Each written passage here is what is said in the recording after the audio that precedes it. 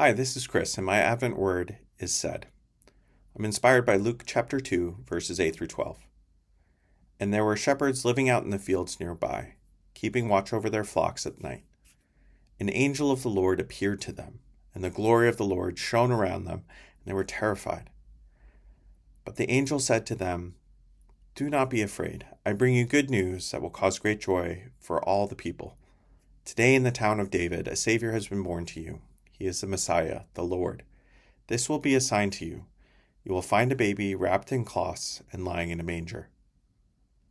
The shepherds were tending their flocks on an ordinary day when an angel comes down from the sky and starts talking to them. On reflecting about the Advent word said, I thought about the many different times in my life when something said changed the course of my day, my week, or even my life. This passage reminds me of the days when my wife Ani, my daughter Helen, and I were thinking about growing our family through adoption, but had little news.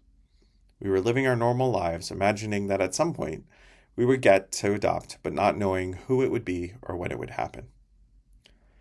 Then came a random Monday, when we were going to work and school, doing the mundane activities of our lives, when everything changed. A caseworker called Ani and said they had 2 boys in need of placement. While she wasn't an angel coming down from on high into a meadow, this caseworker shook us out of our day-to-day, signaling big changes to come.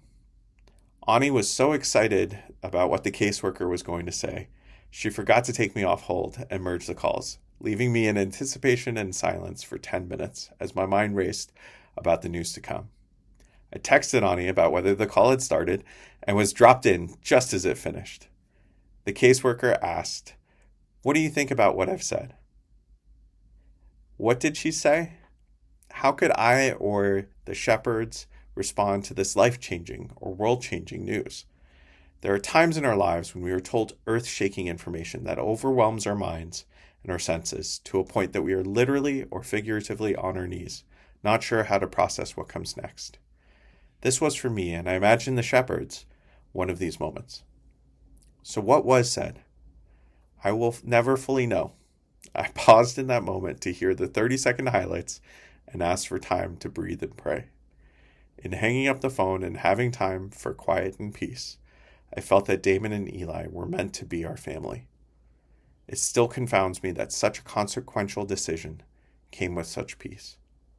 So when words are said that shake your world, sometimes we just need to breathe, say a prayer, and trust in God.